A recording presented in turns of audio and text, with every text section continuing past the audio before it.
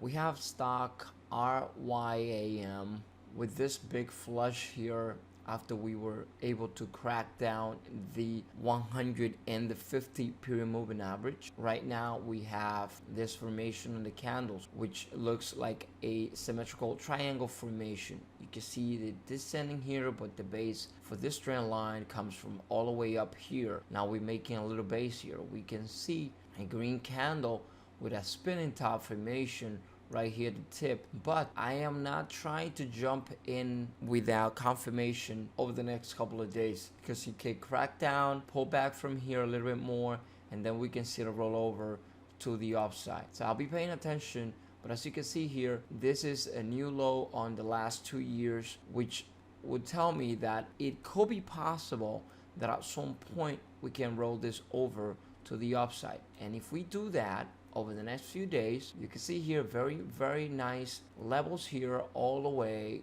to 14 bucks, because we have a big candle gapping down here and then a big flush, this long red candle here, and this could be a very good thing if we're able to reverse. So I'll be paying attention. Spinning top formation, probably gonna roll over to the upside, and we have increasing volume right now on this candlesticks formation.